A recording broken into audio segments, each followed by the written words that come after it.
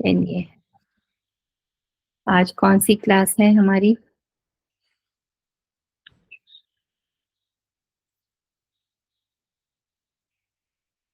Ma'am शायद 6th है।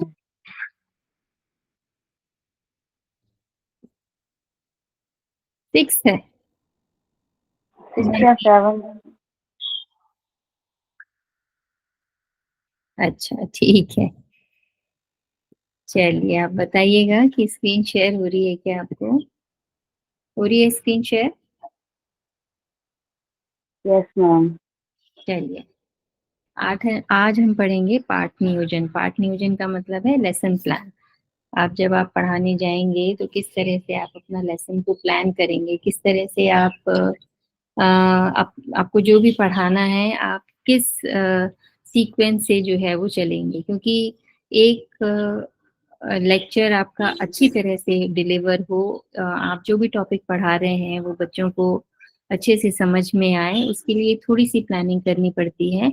और इसके लिए एक सिस्टमेटिक वे है कि एक तो होता है ब्रॉडर वे, मतलब आप पूरे सब्जेक्ट को कितने लेक्चर्स में खत्म करेंगे। यदि आप 6 महीने में पढ़ाना है आपको, या साल भर का आपका कोर्स है, या 3 महीने का कोर्स है, या जैसा भी है, तो उसके हिसाब से आप अपने पूरे सब्जेक्ट को डिवाइड करते हैं।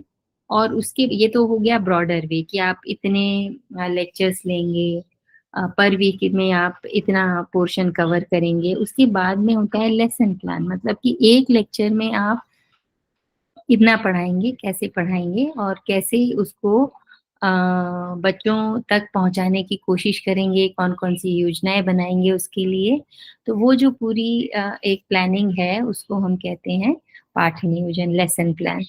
तो यदि आपका लेसन प्लान बहुत अच्छा है, इफेक्टिव है, तो आपका अध्यापन जो है, आपकी जो टीचिंग है वो बहुत अच्छी होगी, सफलतापूर्वक होगी।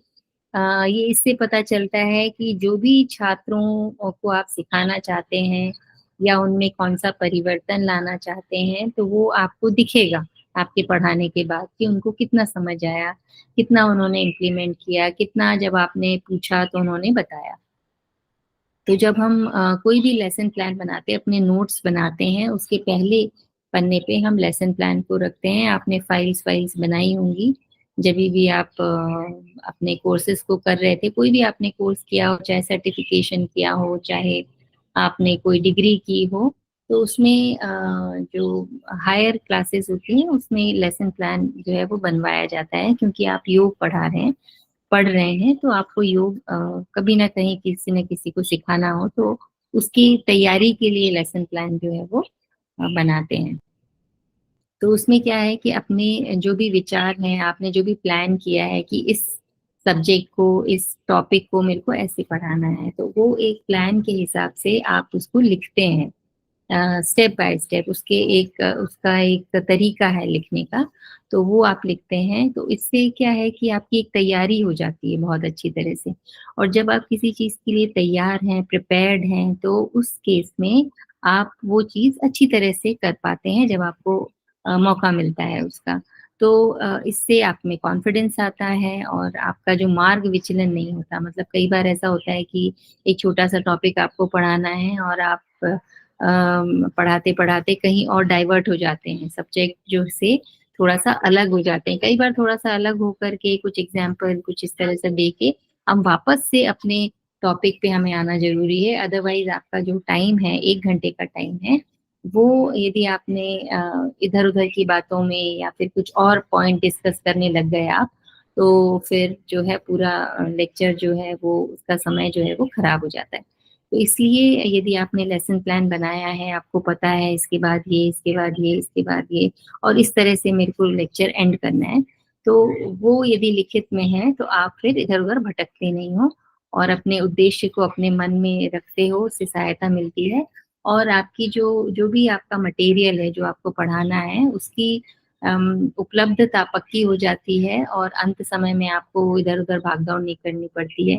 क्योंकि यदि आपका चीज प्रिपेयर नहीं है तो फिर आपको एक चिंता भी रहती है और आपका जो कंसंट्रेशन है, फोकस है, वो इधर उधर हो जाता है। तो इसलिए लेसन प्लान जो है एक तरह से फ्यूचर प्लानिंग है आपके लेक्चर को अच्छी तरह डिलीवर करने के लिए। तो क्या-क्या गुण होने चाहिए? सबसे जो मेन पॉइंट है वो ये है कि कुछ समय पहले बनाना चाहिए। आपने बहुत पहले बना के रख दिया उसको तो और फिर आपने देखा ही नहीं और फिर उस समय जब आप बना रहे थे तब दिमाग में कुछ और था, कुछ और प्लानिंग थी और जब डिलीवर करने का समय आया तब परिस्थितियाँ जो हैं या सर्कमस्टेंसेस हैं, एनवायरनमेंट है वो चेंज हो गया। तो उस केस में आपको बहुत पहले भी नहीं बनाना है लेसन प्लान, कुछ समय पहले बनाना है ताकि आपको वो चीज़ याद रहे। तो ये एक इम्पोर्टेंट चीज़ है, इस तरह के क्वेश्चंस जो हैं वो आते हैं बनाना चाहिए, तो कुछ समय पहले बनाना चाहिए। वो पूरी तरह से स्पष्ट होना चाहिए, पूरी तरह से उसमें क्लैरिटी होनी चाहिए और पूरी तरह से डिस्क्रिप्शन जो है उसका वो बहुत अच्छी तरह से होना चाहिए ताकि यदि कोई आपका हेड है या कोई प्रोफेसर है वो यदि देखे कि आप क्या पढ़ा रहे हैं तो उस स्पष्ट चाहिए स्टूडेंट्स हैं वो बहुत अलग-अलग तरह के स्टूडेंट्स आते हैं आपने हमने पहले पढ़ा था, तो उनकी जो भिन्नताएँ हैं, डिफरेंसेस हैं, उनको ध्यान में रख कर के आपको वो प्लान बनाना चाहिए। तो इसमें क्या-क्या चीज़ें होनी चाहिए, पाठ के उद्देश्य होना चाहिए, क्या एम है उसको पढ़ाने का, उसमें कौन-सी क्रियाएँ हैं वो होना चाहिए, कौन-से अनुभव हैं, कौन-सी चीज़ों को ध्यान में रखना है, कौन-सी सावधानियाँ हैं, कौन-से लाभ हैं, है ना? इस तरह से सब चीज़ें आवश्यक सामग्री होनी चाहिए, उसकी जो पूरी क्रियाविधि है, पूरी जो प्रोसेस है उसकी, वो आपका विवरण उसमें होना चाहिए। उसके पहले आपने क्या कराया था और उसके बाद आप क्या कराने वाले हो, उसके बीच में एक लिंक होना चाहिए प्लानिंग में और उसके एंड में जो है, पाठ के अंत में जो है, वो उसका एक तरह से एक्सट्रैक्ट जिसे हम कहते हैं, एसेंस जो है, वो प्रावधान उसका भी होना चाहिए। तो इसमें एक और चीज़ है कि जो भी आप क्रिया सिखाने वाले हैं, आपको आवाज़ ठीक से आ रही है ना सभी लोगों को? कोई दिक्कत तो नहीं है? आ रही है मैम। ठीक है मैम। ठीक है, ठीक। तो छात्रों को जब आप वो विधि बताते हैं, वो प्रोसेस बताते हैं कि भई इस तरह से जो है ये मेथड हम यूज़ करेंगे, तो वो मेथड ऐसी होनी चाहिए कि उनको थोड़ा ओरिएंटेशन मिले। ओरिएंटेशन का मतलब है कि वो थोड़ा-सा उसकी तरफ अट्रैक्ट हों एक तरह से ना, उनको एक डायरेक्शन मिले और वो अपने आप को उसके हिसाब से एडजस्ट कर पाएँ कि हाँ हमें अब ये करना है, अपने आप को प्रिपेयर कर पाएँ एक तरह से। तो इस तरह से उसका इंट्रोडक्शन जो है वो होना चाहिए। और यौगिक पाठ का जो है वो तत्काल उद्देश्य किसी यौगिक अभ्यास की प्रस्तुति और क्रियाविधि है। मतलब यही सब चीज़ें हम अभी पढ़ रहे हैं कि आप क्यों बनाएँगे, उसका उद्देश्य यही है कि आप उसको अच्छी तरह से प्रस्तुत कर सकें, प्रेज़ेंट कर सकें और उसकी प्रोसेस को अच्छी तरह से बच्चों को समझा सकें और वो फिर बच्चे जो हैं, जो स्टूडेंट्स हैं, वो उसको फ़ॉलो कर सकें। तो पाठ में जो सहभागी छात्रों को जो भविष्य में वो जो किस तरह से उसको करेंगे उसकी प्रेरणा मिलती है और उसका पूरा लाभ जो है वो बच्चे फिर उठा सकते हैं। तो इस तरह से वो प्रॉपरली प्लान्ड वे में होना चाहिए। और इसमें जो है वो यौगिक पाठ जो आपका जो भी आप लेसन प्लान है आपका जिस भी सब्जेक्ट में जिस भी टॉपिक पे है वो किस तरह से उसके किस तरह से आप क्रियान्वित करेंगे किस तरह से करेंगे तो उसके लिए कुछ पॉइंट्स हैं तो वो हम देख लेते हैं। पहला है वातावरण का निर्माण। तो आपको पता है कि आप कोई भी चीज आप इट्स नॉट अबाउट कि योग कोई भी चीज़ आप पढ़ाएँगे तो माहौल जो है वो उसके अकॉर्डिंग होना चाहिए, शांत होना चाहिए, तभी आप कोई चीज़ समझ सकते हैं और समझा सकते हैं।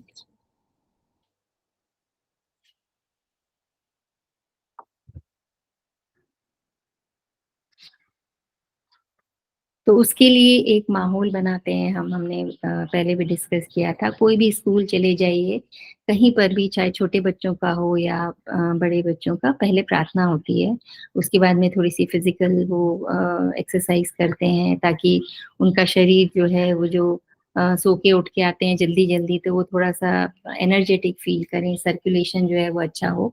तो योग की जो क्लास है वो भी जो है प्रार्थना से शुरू होती है, ताकि आपका जो मन है, आपका जो शरीर है, वो एक डायरेक्शन में काम करने के लिए, जो आपको आगे करना है उसके लिए प्रिपेयर हो सके। तो हम प्रेयर हम खड़े होके नहीं करते हैं, हम बैठ के करते हैं, किसी भी स्थिर सुखी आसन में बैठ के, जहाँ पे हमको कंफर्टेबल फील हो, और उसी को ध्यान धारणात्मक आसन कहते हैं। और उसके बाद में फिर शांतिपूर्ण तरीके से पहले हम प्रार्थना करते हैं, तो एक वातावरण बनता है जो कि यौगिक पाठ के लिए उपयुक्त होता है। और उसके बाद में जो है टीचर थोड़ा-सा इंट्रोडक्शन देता है, क्या पढ़ाने वाले हैं, कल क्या पढ़ा था, आज क्या पढ़ेंगे।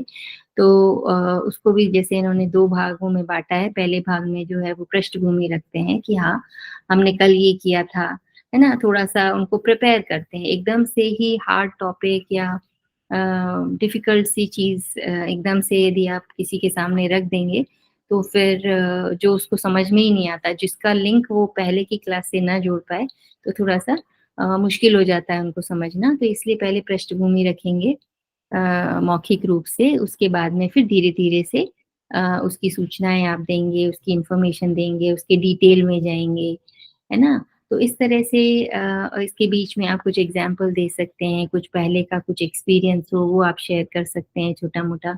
तो उससे जो स्टूडेंट्स हैं उनकी अटेंटिवनेस बढ़ती है, उसमें इंटरेस्ट पैदा होता है, और वो थोड़े से मोटिवेट होते हैं कि नहीं, हमें भी इसको सीखना है। तो इस तरह से अध्यापक का जो भी जानकारी है, उसको प्रस्तुत करने का जो उसका तरीका है, वो उसकी कुशलता पे निर्भर करता है, और ये धीरे-धीरे अपने आप आ जाता है आपको, क्योंकि आप एज़ टीचर भी बहुत सारे ट्रेनिंग प्रोग्राम के से जुड़ते हैं और सीखते चले जाते हैं धीरे-धीरे। फिर जब आप एज़ ए लेक्चरर कहीं अपॉइंट होते हैं, उसमें आप डेली जो है बच्चों से इंटरैक्ट करते हैं, तो बहुत सारी चीज़ें हम बच्चों से ही सीखते हैं, कि बच्चे इस तरह के होते हैं, इस तरह के भी होते हैं, किसको किस तरह समझाना चाहिए, या आपकी किसी एक प्रॉपर प्लान में यदि आपने कुछ बच्चों को बताया, तो उसमें क्या वेरिएशन आप लाएँ, क्या चेंज लाएँ कि वो और अच्छा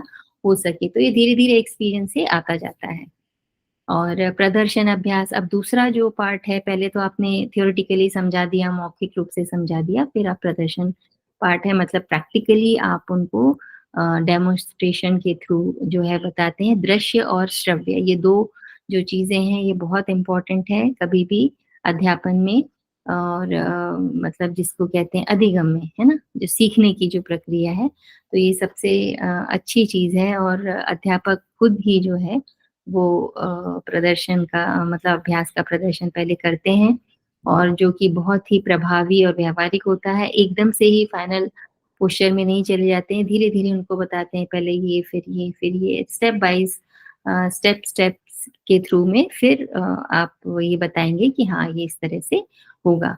तो ये जो प्रदर्शन है वो सफल हो तभी होता है जब वो दोष रहित हो और पूरा हो, तो फिर सफल जो बच्चे उसको सीखते हैं, आप उसको पूर्ण चित्रों के माध्यम से भी बता सकते हैं कि इस तरह से आप करेंगे, जैसे कि सूर्य नमस्कार के बहुत सारे वेरिएशंस हैं, उसके जो पोस्टर्स होते हैं, उससे समझा सकते हैं आप कि ये आसन है, ये आसन है, ये आसन है।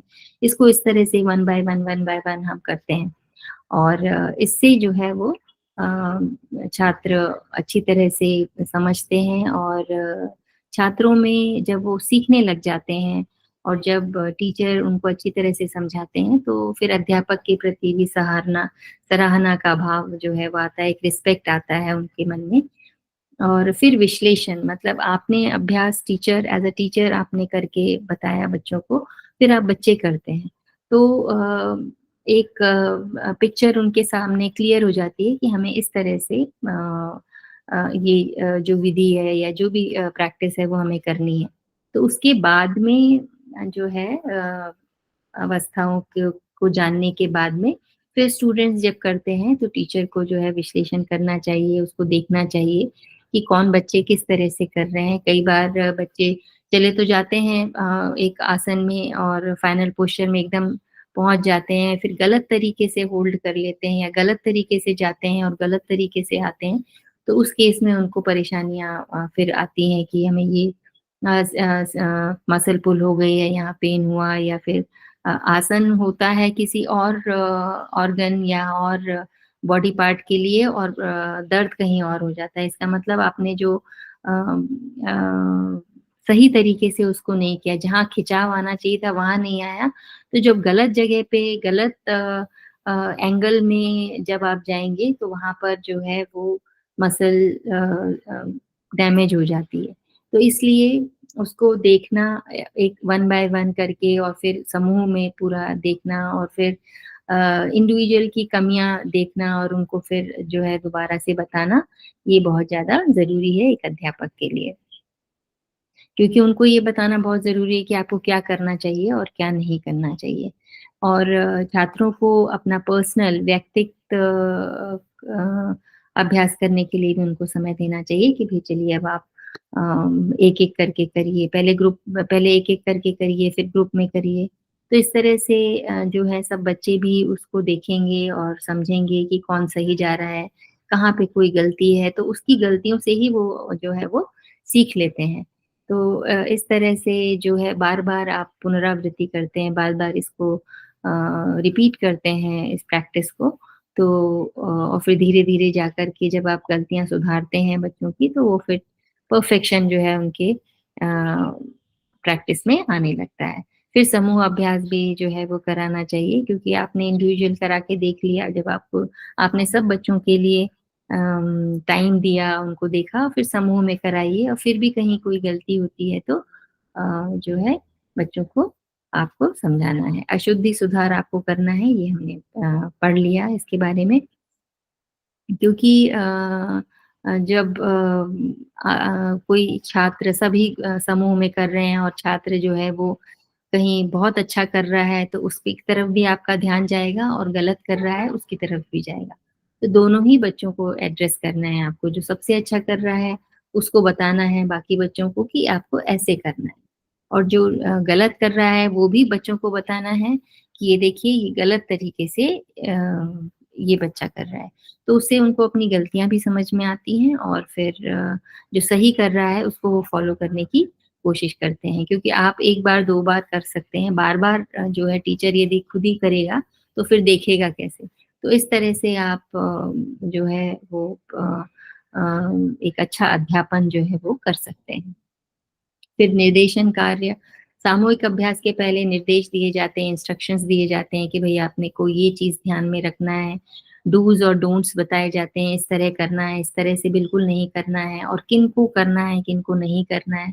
कई बार बच्चों को भी कई छोटी-मोटी प्रॉब्लम्स होती हैं, पेट से रिलेटेड है, लंग से रिलेटेड है या हार्ट से रिलेटेड है या कोई और स्किन डिसीज़ या कोई भी ऐसी इश्यू हो सकता है, या उनको कोई बीमारी हो जैसे कि बुखार हो रहा हो या हाथ-पैर में कोई प्रॉब्लम हो, कहीं कोई मसल का रप्चर हो, तो इस तरह से आपको बताना है कि आपको ये नहीं करना है और आप लोग ये काम कर सकते हो, तो ये प्रैक्टिस कर सकते हो। तो इस तरह से जो आदेश आप दे रहे हैं या जो निर्देश दे रहे हैं, वो एक रिदम में होना चाहिए, ना बहुत ज़्यादा फ़ास्ट होना चाहिए, ना बहुत ज़्यादा स्लो होना चाहिए, और कोई भी अब आप अभ्यास करें उसमें जर्क्स नहीं आना चाहिए ना, बहुत सारे झटकों से कोई भी झटका मतलब ये है कि आप एकदम से उस पोस्चर में चले गए।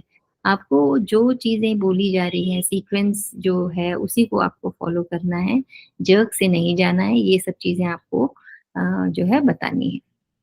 और प्रदर्शन की पुनरावृत्ति जो है वो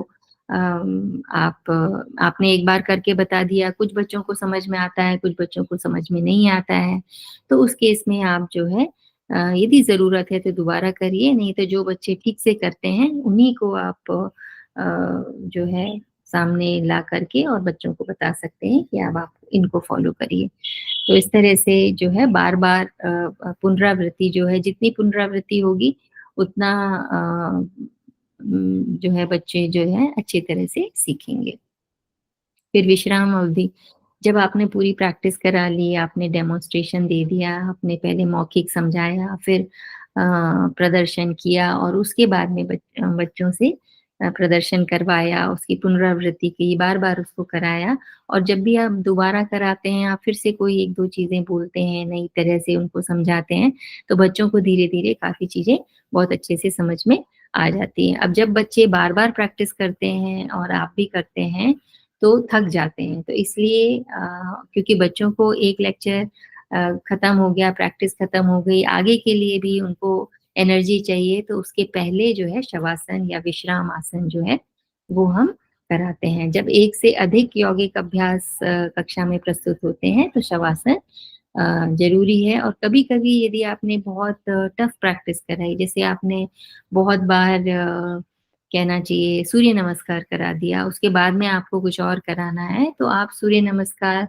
के बाद में क्योंकि यदि आपने फास्ट कराए हैं 10, 12, 20, 25 या 50 तो आपको उनको रिलैक्स करने का मौका ज़रूर देना चाहिए या फिर आपने बहुत स्ट्रेच करा लिया है जैसे पैरों की स्ट्रेचिंग कराई है, तो उस केस में भी आप जब दूसरे प्रैक्टिस कराएँगे, उसके पहले उनको रिलैक्स कराना बहुत ज़्यादा ज़रूरी है। तो इसलिए या तो शवासन या जो जो भी पोस्चर आपको कंफर्टेबल हो, उसमें आपको उन बच्चों को रिलैक्स कराना चाहिए दूसरी प्रैक्टिस से पहले। अब जो आप लेसन प्लान बनाते हैं या यौगिक पाठ इन्होंने बोला है, पाठ को कार्यान्वित करने की स्पष्ट और पूर्ण प्रक्रिया में कौन-कौन सी बातें होनी चाहिए। तो अब जो हमने अब तक जो पढ़ा है, उसी को इन्होंने पॉइंट वाइज़ लिख दिया है कि पहले प्रार्थना करेंगे, उसके बाद में संकल्पना करेंगे, है ना? कोई संकल्प भी हम करते हैं कि हम ये चीज़ें इस तरह से जो है हमें करनी है और रोज़ उस संकल्पों को दोहराते हैं पाठ के शुरू में, तो वो चीज़ें हमारे दिमाग में मतलब बैठ जाती हैं, है ना? फिर हम उनको फ़ॉलो करने लग जाते हैं। तो ये दिमाग में बिठाना बहुत ज़्यादा ज़रूरी है। उसके बाद में फिर जो है चित्र प्रदर्शन आप बताएँगे कि भई ये इस तरह का प्रैक्टिस हम करेंगे, कल हमने ये किया था, आज हम ये करेंगे और उसके बाद में उसका विश्लेषण, है ना? पूरी तरह से उसका एनालिसिस हम करते हैं।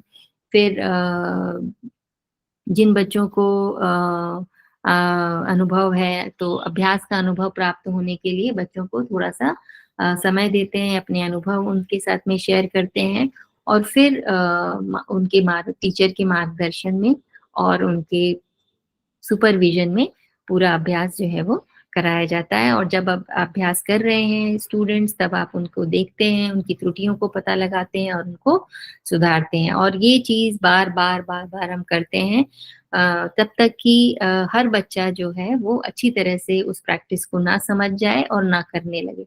तब तक हम कोशिश करते हैं कि बार-बार की जाए। सभी ना कर सके तो पर मैक्सिमम बच्चे जो हैं वो इस प्रोसेस को समझ लें। तो इस तरह से बार-बार फिर समूह के द्वारा पुनः अभ्यास करना और उस अभ्यास जब आपने कर लिया, उसके बाद में आपने रिलैक्स करवा दिया, फिर जो भी आपने किया है उस पे चर्चा कर सकते हो।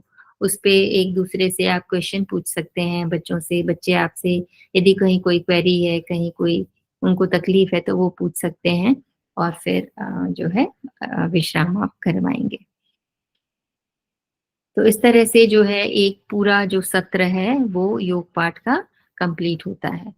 तो इसमें क्या चीज़ें ध्यान में रखना है, क्या नहीं करना है, क्या करना है, ये सब चीज़ें आपने क्रियाविधि के हिसाब से आपने सीखी और जानी और जो भी क्रियाविधि है, जो भी हम करते हैं, उसको हमें क्यों करना चाहिए, क्या उसके फ़ायदे हैं, ये बहुत इम्पोर्टेंट चीज़ है और किन्हें नहीं करना चाहिए, ये भी उतना ही इम्पोर्टेंट है।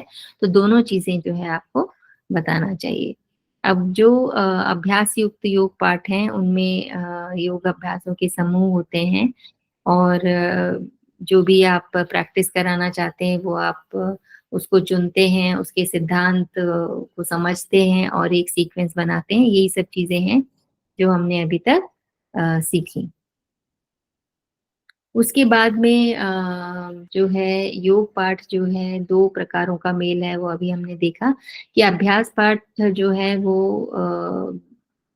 जो अध्यापक है, जो भी समझता है या जो भी जिस तरह से भी वो क्लास को संचालित करता है, वो अभ्यास को लेसन प्लान के में प्रिपेयर करके और फिर प्रस्तुत करता है। और पूरे पाठ में जो है योग अभ्यासगत समूह को ध्यानरत मनस्थिति पर बल दिया जाता है और अंत में जो है वो ध्यान अभ्यास पर को समय दिया जाता है और उसको कराना भी जरूरी है। तो ध्यान पाठ का सिर्फ संचालन है वो किस तरह से आप करेंगे, क्योंकि ध्यान जो है वो शारीरिक पोस्चर से ज्यादा मानसिक एक युक्ति है, एक रिलैक्सेशन है पूरी बॉडी के लिए, दिमाग के लिए, इमोशंस के लिए। तो ये जो है बिना किसी डिस्टरबेंस के, बिना किसी दिक्कतों के, जो भी आसपास के माहौल में है, तो फिर जो है वहां पर ये करना चाहिए, वहां पे उसको निर्देशित करना चाहिए, क्योंकि प्रारंभ से ही इसे जो है वो चेतना की अवस्था को बदलने के लिए उपयोग में किया जाता है। जैसे एंजाइटी है, बहुत लोग स्ट्रेस में रहते हैं, परेशान रहते हैं, पजल्ड रहते हैं, एक तरह से बहुत ही हड़बड़ी में रहते हैं। तो उनकी लाइफ में उनके दिमाग को, शरीर को थोड़ा ठहराव मिले, थोड़ा शांति मिले, ताकि वो अपने जो भी काम है वो अच्छी तरह से कर पाए। करना उतना ही है, एक आप हड़बड़ी में करते हैं और एक आप शांति से करते हैं, दोनों में फर्क होता है ना। आपकी एफिशिएंसी भी इससे सफर करती है, आपका जो तरीका है काम करने का वो बहुत ज्यादा इससे अफेक्ट होता है। और इसको धार्मिक उससे लिंक कर दिया गया है कि एक धार्मिक अभ्यासों का अंग है। लेकिन ध्यान जो है वो इसकी आज के समय में, क्योंकि पहले लोग इतने भागते रहते थे कि हर चीज को धर्म से जोड़ दिया गया है ना, कि आप मंदिर में जाइए, आप वहां शांति से बैठिए, लेकिन मंदिर में भी इतनी भीड़ भाड़ और वैसी रहती है कि आदमी को 2 मिनट शांति से बैठने का या अपने आंख बंद करके थोड़ा सा मेडिटेट करने का वो माहौल नहीं मिल पाता है। तो लेकिन इसका जो ध्यान का जो इफेक्ट है वो बहुत ज्यादा आपके शरीर के अलावा मन पे पड़ता है, और मन ही आपके शरीर को चलाता है एक तरह से। तो यदि मन में पीस है ना, कामनेस है, तो हर चीजें आप सॉर्ट आउट कर सकते हैं अपनी लाइफ की। तो ये इसीलिए इसको जो है एक चिकित्सा के लिए भी उपयोग में लाया जाता है। तो ध्यान को एक धर्म से परे एक अभ्यास, एक प्रैक्टिस की तरह जो है हमें समझना चाहिए और औरों को भी सिखाना चाहिए। ये बहुत इफेक्टिव वे है ऑफ लिविंग है, मतलब वे ऑफ लिविंग कहना चाहिए या हैप्पी लिविंग कहना चाहिए। हर प्रॉब्लम को सॉल्व करने की एनर्जी और कैपेबिलिटी आप में आ जाती है यदि आपका दिमाग शांत हो। तो इसलिए ध्यान की जो क्रिया विधि है वो जीव प्रतिवरण, बायो फीडबैक क्रिया विधि और शिथिलीकरण विधियों से संबंधित है, कि आपको थोड़ा सा रिलैक्स करना है ना, पुरानी जो चीजें हैं उसको थोड़ा सा हटा के और अपने को प्रेजेंट मिला के और रिलैक्स करके आपको अपनी तरफ जर्नी जो है, इनवर्ड जर्नी जो है वो करनी है। तो क्या क्या विशेषताएं हैं ध्यान की, ये भी ध्यान में रखने की चीजें हैं आपको एग्जाम पॉइंट ऑफ व्यू से, कि ध्यान के दौरान शरीर और मन पे को गहरा विश्राम मिलता है।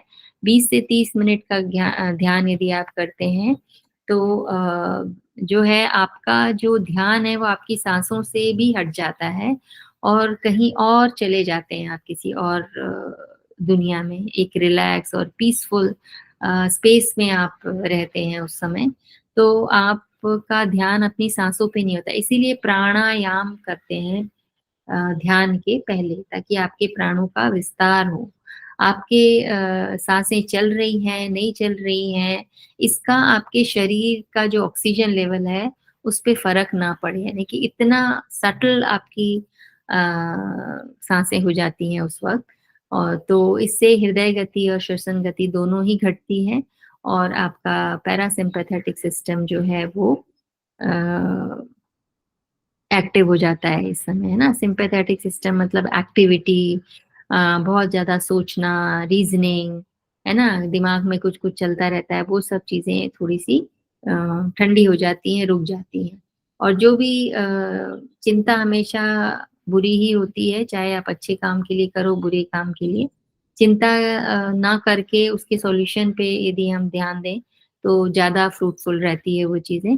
तो वो जो चिंता वाली जो चीज़ें हैं, जो स्टेट है वो घटती है और ध्यानावस्था में विद्युत मस्तिष्क का लेख मतलब ईईजी होता है इलेक्ट इसको कहते हैं इलेक्ट्रोएन्फेलेग्राम ग्राम करके एक मॉनिटरिंग सिस्टम होता है जिसमें कि आपकी ब्रेन एक्टिविटीज़ जो हैं वो मॉनिटर करते हैं कि किस तरह से जो वेव्स हैं वो चेंज हो रही हैं, है ना? यदि आप की जो अल्फा वेव्स हैं जो रिलैक्स्ड माइंड में आती हैं, है ना?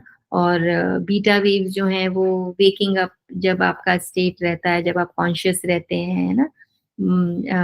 जब आप काम करते हैं तब बीटा वेव्स रहती हैं।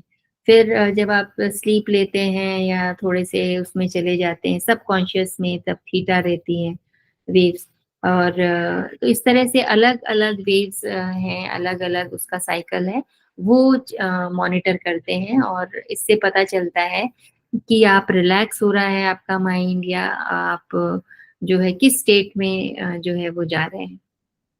तो ये अ, ईईजी जो है जब आप ध्यान के उसमें ले जाते हैं तो आपका जो वेव्स हैं वो बहुत ही सटल और रिलैक्स्ड हो जाती हैं अल्फा वेव्स में, है ना? मतलब बहुत शांति वाली वेव्स हैं ये। तो शरीर क्रिया की दृष्टि से ध्यान को जागृत अल्प चयापचय अवस्था कहते हैं क्योंकि ध्यान जो है उसमें आपको सोना नहीं है। ठीक है? आप ना तो सो रहे हैं और ना ही आप पूरी तरह जागे हुए हैं। जागे हुए का क्या मतलब होता है कि आप एक्टिव मोड में हैं, आपका दिमाग कुछ सोच रहा है कि लाइफ में क्या चल रहा है, अभी आपको क्या करना है, आपने क्या किया है, मतलब वो चीज़ें भी नहीं होती हैं। तो वो चीज़ें नहीं हैं तब आप जनरली सो चुके होते हैं, पर आपको सोना भी नहीं है। आप एक अलग जर्नी में होते हैं, ध्यान की अवस्था उसे कहते हैं। तो इसलिए इसको जागृत अल्प चयापचयात्मक अवस्था कहते हैं। नियमित अभ्यास करने पर ध्यान के आचरण में जो है वो परिवर्तन आता है और कई जो हैं इसके प्रॉफिट्स इसके लाभ हैं कि जो स्टेट ऑफ माइंड है उसमें यदि थोड़ा ठहराव आए, थोड़ा-सा वो शांत हो जाए, है ना? जो नर्व्स हैं वो रिलैक्स हो जाएँ, तो आपका आगे जब आप काम करने वाले हैं तो ज़्यादा अच्छी तरह से आप जो है वो काम को कर सकते हैं, चीज़ों को समझ सकते हैं और ना सिर्फ़ आप अपना काम कर सकते हैं, आपके आस-पास जो भी चल रहा है, जिससे आप मिलते हैं, आपका सोशल, आपका फैमिली, वो सारी चीज़ें आप अच्छी तरह से मैनेज कर सकते हैं। अब ध्यान में जो है कुछ सीमाएँ हैं कि भई कुछ ही मिनट अब डिपेंड करता है, जो डिप्रेशन वाले लोग हैं, जो ऑलरेडी बहुत कुछ सोचते हैं, सोचते ही रहते हैं, अकेले दुनिया में रहते हैं ना, जो बिल्कुल ही किसी से ना मिलना चाहते हैं, ना बात करना चाहते हैं, उनके लिए ध्यान को ठीक नहीं माना जाता क्योंकि वो फिर से डीप थॉट्स में चले जाते हैं। तो उनको थोड़ा-सा एक्टिव मोड में रहना चाहिए, उनको अकेला नहीं छोड़ना है हमको, उनको मतलब लोगों के साथ मिलें, बैठें, बात करें, है ना? इंटरैक्ट करें। तो इस तरह से डिपेंड करता है कि किसको आपको ध्यान करवाना है, कितने टाइम के लिए कराना है। तो आप उसकी जो है मनःस्थिति को देख कर के और उसकी हिस्ट्री को देख कर के फिर आप डिसाइड करेंगे कि किस तरह से आप जो है वो ध्यान को उनके लिए चुनते हैं, नहीं चुनते हैं, कितनी अवधि के लिए चुनते हैं, ये। क्योंकि उसके जो है गलत परिणाम भी जो है वो हो जाते हैं। अब ध्यान को सिखाने की कौन-सी विधि है? तो सबसे पहले तो जो योगा अभ्यास के लिए जैसा माहौल चाहिए, वैसा ही इसके लिए भी माहौल चाहिए, हवादार चाहिए, है ना? एक अच्छा-सा आसन चाहिए, साफ-सुथरी जगह चाहिए और यदि आप ध्यान कर रहे हैं, कोई प्रैक्टिस नहीं कर रहे हैं, तो आप का जो आस-पास का जो टेम्परेचर है, वो आपके अनुकूल होना चाहिए, बहुत ठंडा, बहुत गरम होगा, तो आप अनकम्फर्टेबल फ़ील करेंगे। और साथ में मधुर स्वर जब हम स्टार्ट करते हैं ध्यान तो एकदम से ध्यान में नहीं जाते हैं तो हम कुछ चीज़ों कुछ माध्यमों का यूज़ जो है वो करते हैं। तो कोई मधुर स्वर है या म्यूज़िक है ना? ये सब चीज़ें या फिर गाइडेड मेडिटेशन है, कोई कुछ बोल रहा है, आप उसको फ़ॉलो कर रहे हैं, तो आपका जो माइंड है, उसको प्रिपेयर करने के लिए ये सारी चीज़ें जो है वो ज़रूरी है, योगदान देती हैं। तो इसलिए व्यक्तिगत क्षमता के अनुसार, इंडिविजुअल के अनुसार जो है समय निर्धारित करें और उसके बाद में फिर उनको आपको ध्यान कराना चाहिए। और ध्यान को यौगिक अभ्यासों के साथ नहीं करके अलग से कराना चाहिए। जैसे कि आपने आज प्रैक्टिस कराई तो शवासन करा दीजिए, प्रार्थना करा दीजिए, खत्म। और जब आपको ध्यान कराना है तो उस केस में हल्की फुल्की प्रैक्टिसेस रखिए, प्राणायाम रखिए और उसके बाद में जो है वो ध्यान कराइए। तो जो है वो ज्यादा हितकारी होता है।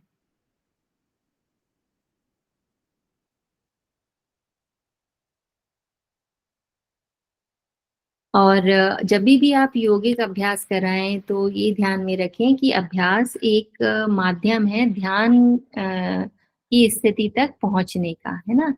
मतलब इम्पोर्टेंस ज्यादा किसको देना है, हमें वो ध्यान वाली जो हायर स्टेज है उसको देना है। तो ये आपको हमेशा ध्यान में रखना चाहिए, ना कि आपको फिजिकली जैसे कि बॉडी बिल्डिंग या फ्लेक्सिबिलिटी, ये सब इम्पोर्टेंट है, लेकिन हमारा उद्देश्य जो है वो ये है कि हम अपना दिमाग को कितना अच्छा बना सकते हैं, कितना शांत, उससे हम काम ले सकते हैं। तो वो ध्यान के बाद ही आता है। तो ध्यान जो है वो सबसे इम्पोर्टेंट चीज है। और के लिए जो स्थिर, सुखद और सीधी शरीर की स्थिति, जिसमें कि सिर, गर्दन और रीढ़ की हड्डी जो है वो सीधी हो और सांसें आपकी नियमित हो, मतलब बहुत जल्दी सांस लेना, बहुत धीरे धीरे लेना, या जो इरेगुलरिटी है, आप रिदम है जो आपके सांसों की, रेस्पिरेशन की, वो नहीं होना चाहिए, नियमित होना चाहिए। तो यदि ऐसा है तो ध्यानाभ्यास में सहायता मिलती है। फिर जो अध्यापक है उसको स्व मूल्यांकन भी करना चाहिए कि किन्हीं क्रियाओं को वो जिस तरह से सिखा रहे हैं तो कई बार मोनोटोनस हो जाता है, तो उनको भी थोड़ा सा वेरिएशन जो है वो लाना चाहिए अपने तरीके में और परिवर्तन करके, ताकि जो बच्चे हैं थोड़ा वो स्पेस फील करें अपने लिए भी, और वो अच्छी तरह से उनसे इंटरेक्ट कर सकें और अपनी चीजें उनसे शिक्षक से, गुरु से शेयर कर सकें। तो उनका उत्साह भी बढ़ता रहे बीच बीच में, इस तरह से जो है अध्यापन होना चाहिए। तो ये सारी चीजें हम पहले देख चुके हैं। तो ये है, अब जैसे लेसन प्लान है तो वो आप किस तरह से बनाएंगे, तो कुछ लेसन प्लान इस बुक में है। तो इसमें देखिए पहले अध्यापक का नाम आएगा,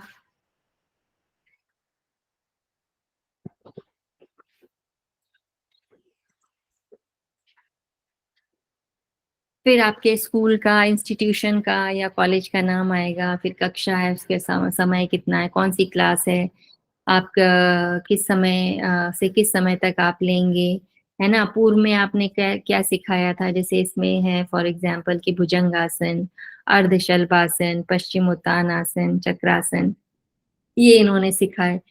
तो उसका लक्ष्य क्या है, आप जो भी आसन आज सिखाने वाले हैं उसका लक्ष्य क्या है, क्या आप चाहते हैं कि इस आसन से क्या क्या चीजें मिले, इसका उद्देश्य क्या है।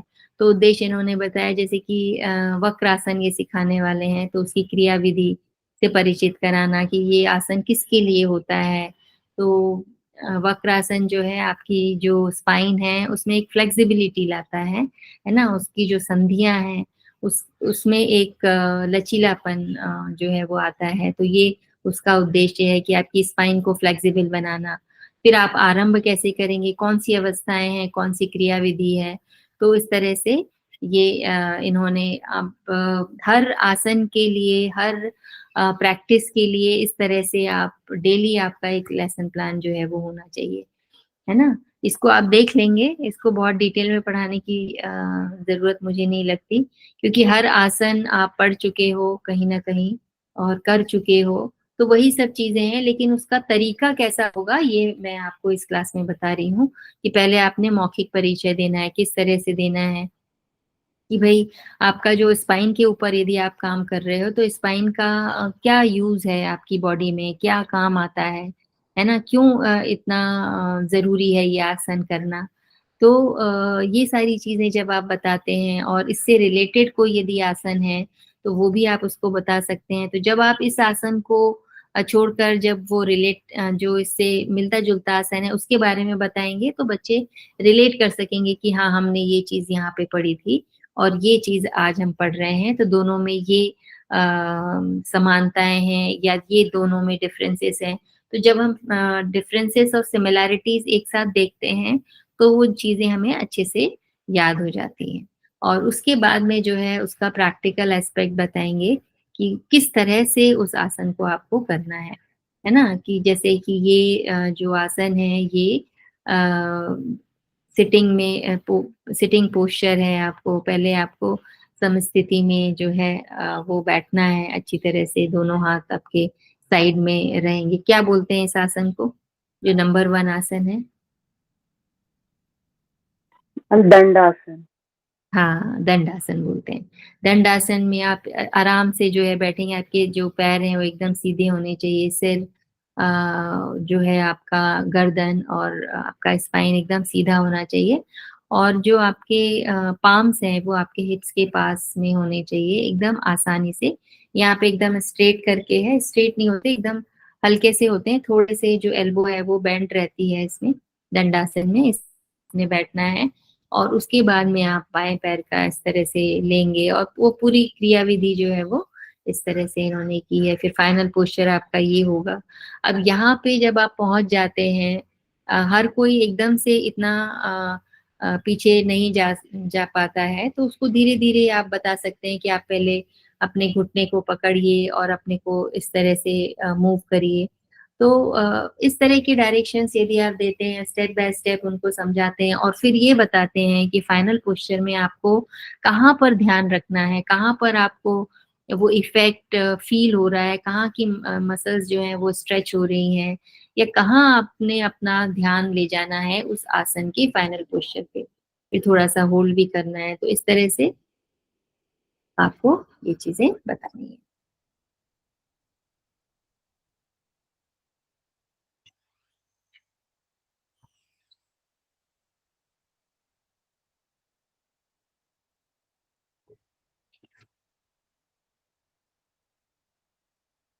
और उसके बाद में जब आपने करके बताया, फिर बच्चों ने किया, तब आप उनकी अशुद्धियां, मतलब कि वो कहाँ गलतियां कर रहे हैं, कहाँ मिस्टेक्स कर रहे हैं, वो उनको सुधारने के लिए आपको बताना है उनको कि इस तरह से नहीं, इस तरह से करिए। फिर आप ये देख लीजिए बहुत बार बार प्रैक्टिस करा के कि कौन बच्चा अच्छी तरह कर रहा है, उसको आप जो है बोल सकते हैं बच्चों को कि अब आप इसको देख करके करिए। तो जो बच्चे कहीं गलती कर रहे हैं वो अपनी गलतियों को सुधार लेंगे। फिर शीतलीकरण आपको लास्ट में जरूर कराना है, ताकि उनकी जो बॉडी जहाँ पर भी स्ट्रेच आया है या जहाँ पर भी थोड़ा सा, यदि आप उसके यूज टू नहीं है उस पर्टिकुलर आसन की, तो कहीं थोड़ा सा पेन या इस तरह का आ सकता है, तो उसको आपको उसी समय रिलैक्स करना है और फिर आप प्रश्नोत्तर कर सकते हैं। उनकी जो परेशानियां हैं, उनके जो डाउट्स हैं, वो आप क्लियर कर सकते हैं। तो इस तरह से एक लेसन प्लान जो है वो बनता है। जैसे इन्होंने ये दूसरा बताया है सूर्य भेदन प्राणायाम के बारे में, तो पहले आपने कौन सी प्रैक्टिसेस करी, आज आप क्या करेंगे, क्या सा लक्ष्य है, और ये सब इसमें 3-4 चीजें जो है वो, ये मुझे लगता है आप लोगों ने बनाया भी होगा यदि आपने प्रैक्टिस करवाई है बच्चों को, तो फाइल वाइल बनाई है, तो ये सब चीजें आपने करनी है।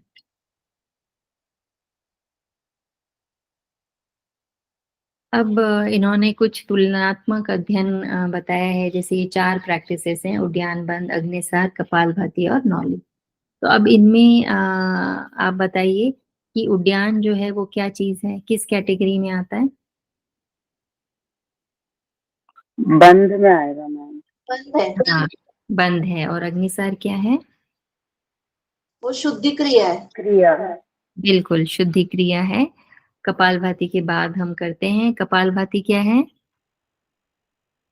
वो भी वो शुद्धि भी क्रिया। शुद्धि क्रिया है। और नौली। क्रिया, हाँ, नौली भी शुद्धि क्रिया है। तो इनमें समानता क्या है, तीनों में, चारों में?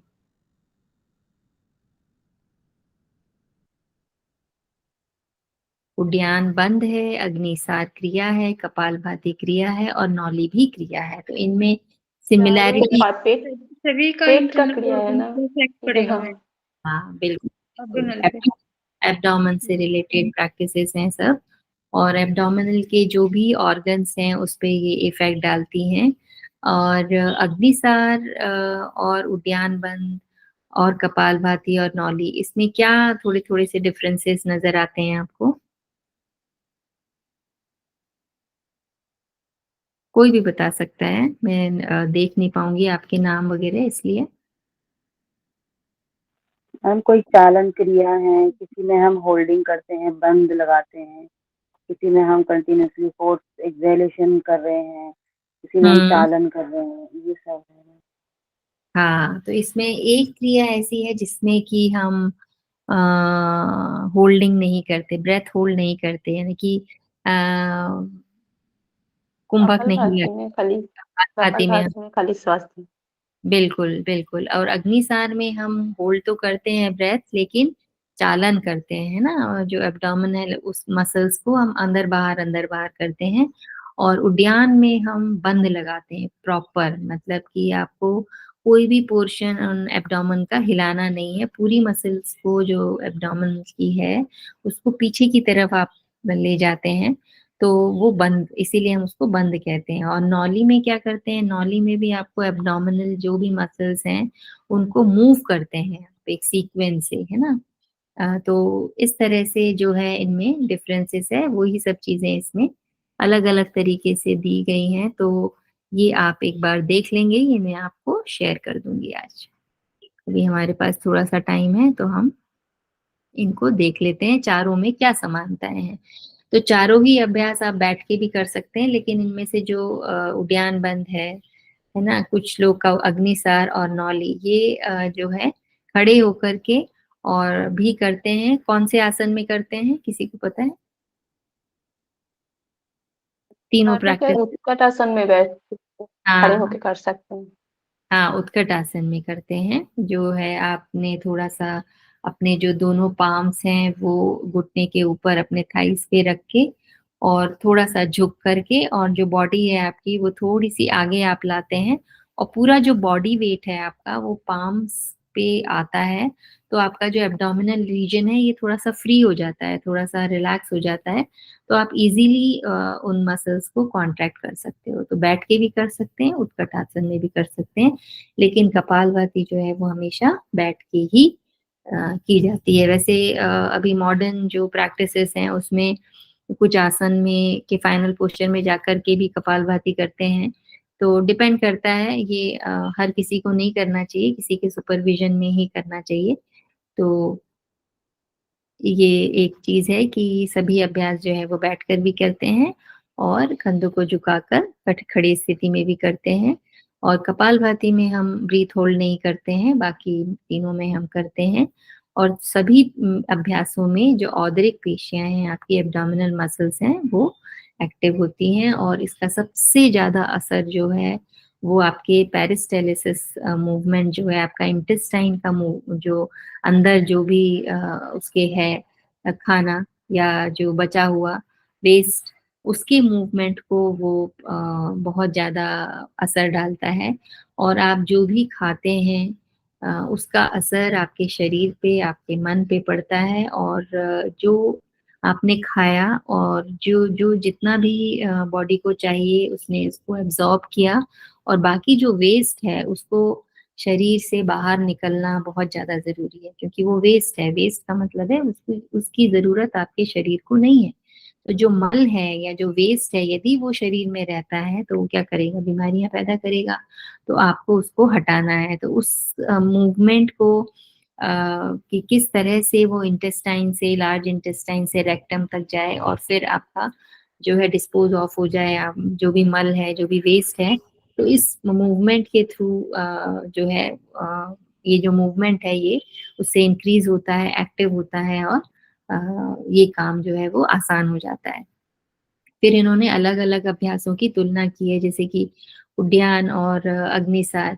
तो उद्यान बंद में जो है हम अभिश्वसन की होती है, मतलब कि अ, एक तरह से ये कहते हैं कि इसमें अंतः कुंभक नहीं लगा के बाह्य या कुंभक लगाते हैं, दोनों के बीच में जो है उद्यान बंद की क्रिया हम करते हैं।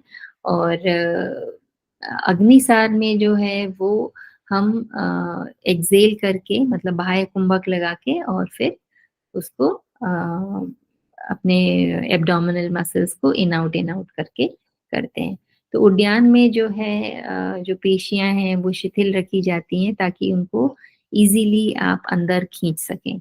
और जो उदर है आपका वो अंदर की तरफ चला जाता है, तो एक कॉनकेव स्पेस आ जाता है, गड्ढा सा हो जाता है उद्यान बंद में। लेकिन अग्निसार में क्या होता है, सिर्फ नीचे वाला जो पोर्शन है आपका नेवल से नीचे वो ज्यादा एक्टिव होता है, वो अंदर बाहर आप करते हैं। तो उसका मूवमेंट उसमें जो है जो आपका कहना चाहिए कि रिप्रोडक्टिव सिस्टम है या आपका एक्सक्रीटरी सिस्टम है वो ज्यादा एक्टिव होता है। उद्यान में आपका जो पेट है और जो आपका इंटेस्टाइन है स्मॉल वो ज्यादा उसमें पकड़ होती है। तो ये चीजें थोड़ा सा जो है वो डिफरेंस है दोनों में। और उद्यान मुख्यतः वक्षीय धा अभ्यास है, मतलब उद्यान में क्या है आपका जो वक्ष है मतलब लंग्स और हार्ट ये भी अफेक्ट होते हैं। और अग्नि इशार जो है वो नीचे श्रोणी प्रदेश जो नीचे का हिस्सा है आपका नेवल से नीचे का वो अफेक्ट होता है। फिर कपालभाति अभी हमने देख ही लिया कि उद्यान जो है स्थिर अभ्यास है और कपालभाति में हमारी सांसें भी अंदर बाहर अंदर तो हम कम ही लेते हैं, एक्सलेशन होता है और साथ में हम अपने पेट की मसल्स को भी एक्टिव रखते हैं। और इसका असर लेकिन जो है वो कहाँ पर पड़ता है कपाल कपाल प्रदेश प्रदेश। कपाल पर पड़ता है ना। कपाल मतलब कि आपका मस्तिष्क जहाँ पे जो नर्व्स हैं, क्योंकि वो इतना फास्ट होता है कि जो कहते हैं ना कि जब तक खाली नहीं होगा तब तक आप अच्छी चीजें साफ चीजें कैसे उसमें भरेंगे। तो लंग्स का जो पूरी जो वेस्ट है वो जब आप पूरी तरह से फोर्सफुली बाहर निकालते हैं तो फ्रेश एयर आने की जगह उतनी हो जाती है और इससे आप कि जो है each and every nerve ending को फ्रेश ऑक्सीजन मिलती है, उसको पोषण मिलता है, न्यूट्रिशन मिलता है और इससे वो एक्टिव हो जाती हैं। तो आप फ्रेश फील करते हो क्योंकि नर्व्स आपकी एक्टिव हैं। तो इसीलिए कपाल भाती, कपाल में मतलब कि आपके स्कल में आपके मस्तिष्क में एक चमक एक कहना चाहिए शाइनिंग आ जाती है और इसका असर आपके फेस पे भी पड़ता है। तो क्योंकि यदि ऑक्सीजन फ्लो अच्छा है आपके शरीर में तो आप अपने आप एनर्जेटिक फील करेंगे। तो इस तरह से है। और नौली में भी इन्होंने बताया कि भाई नौली से पहले उद्यान बंद की प्रैक्टिस जरूरी है और उसमें यदि आपका अभ्यास परफेक्ट है और वो अच्छे से आता है तो तब फिर आप नौली कर सकते हैं, क्योंकि बंद लगा करके बाह्य कुंभक लगा करके आपको अंदर के ऑर्गन्स को मूव करना है अच्छी तरह से, ताकि वो पूरा जो जो भी आपका स्प्लीन हो गया, किडनी है ना, एब्डोमेन, आपके लिवर, ये सारी चीजें जो है वो अच्छी तरह से उनका एक इंटरनल ऑर्गन्स में एक सर्कुलेशन बहुत अच्छे से हो पाता है। तो ये जो है आपको ध्यान में रखना है। फिर अग्निसार और कपालभाति, कपालभाति में भी वही है कि हम एब्डोमेन को अंदर बाहर करते हैं और अग्निसार में भी करते हैं, लेकिन अग्निसार में हम क्या करते हैं, बंद लगाते हैं और एक ही सांस में हम कितनी जल्दी उसको कर सकते हैं ये एक मतलब प्रैक्टिस पे है आपकी। वैसे मैक्सिमम कितना कर सकते हैं, एक टेक्स्ट में लिखा हुआ है, किस टेक्स्ट में लिखा हुआ है अग्निसार के बारे में? 60 टाइम्स। किस में लिखा है, किस टेक्स्ट में लिखा है? नहीं नहीं, लिखने का नहीं बना, अपने अपने प्रैक्टिस से कर सकते हैं। वैसे तो स्पीड से किए तो 120 भी कर सकते हैं। नहीं, घेरण 180 संहिता भी कर। आपने पढ़ ली घेरण संहिता? घेरण संहिता हो हाँ गई स्टार्ट आपकी? हुई, अभी स्टार्ट हुई है। हाँ, तो इसमें है अग्निसार की क्रिया के बारे में कि 100 बार से ज्यादा नहीं करना चाहिए इसको एक ब्रीथ होल्ड में। तो वो धीरे धीरे शुरू करते हैं 10 टाइम्स 20 टाइम्स, फिर आप यदि रेगुलर करते हैं तो धीरे धीरे आपकी ब्रीथ होल्ड कैपेसिटी बढ़ जाती है, तो आप फिर उसको ज्यादा बार कर सकते हैं, लेकिन ये इफेक्टिव बहुत है। और कपालभाति में क्या करते हैं हम कि इनहेलेशन होता तो है लेकिन पैसे उतना हमें पता नहीं चलता, बॉडी अपने आप ले लेती है, लेकिन एक्सहेलेशन हम फोर्सफुली करते हैं। तो ये कंटिन्यूअस इनहेलेशन एक्सहेलेशन प्रोसेस है, और अग्निसार में हम ब्रेथ होल्ड करके अपनी जो एब्डोमिनल रीजन है उसको इन आउट करते हैं। तो ये सब चीजें आप ध्यान रखेंगे। फिर इसमें सारे पोस्चर्स बताए हैं कपालभाति अग्निसार के लिए, ये इस तरह से आपको करना है। नौली में ऐसा शेप बनता है, और उड्डयन बंद में ये इस तरह से, ये यहाँ पे मूवमेंट होता है ना। आपने वाम नौली, दक्षिण नौली, मध्यमा नौली, भ्रमर नौली ये सब पढ़ेंगे आप, ये घेरण संहिता में अच्छे से दी हुई है। और फिर ये कुछ आसन इन्होंने बताए हैं, उसमें क्या फायदा है क्या नुकसान है ना, किस तरह से आपको करना चाहिए। तो ये आप आगे के जो एक सब्जेक्ट है आपका प्रैक्टिकल से रिलेटेड, तो प्रैक्टिकल योग प्रैक्टिसेस पे, तो उसमें आप ये सारी चीजें वैसे भी पढ़ लेंगे, और ये बुक मैं आपको शेयर कर दूंगी आज। तो यही सारे पोस्टर्स हैं इसमें। ठीक है, तो आज हम यहाँ पे खत्म करते हैं। वैसे मुझे थैंक यू क्वेश्चन, मैम। हाँ क्वेश्चन आंसर्स लेने थे, मैम लेकिन मैम ये हम, वाला बुक्स को ग्रुप में शेयर करेंगे ना? हाँ हाँ बिल्कुल, मैं सर को शेयर करूंगी, जिनको हम अपने नोट शेयर करते हैं, तो वो आपको फिर आपके लिए अवेलेबल हो जाएगा।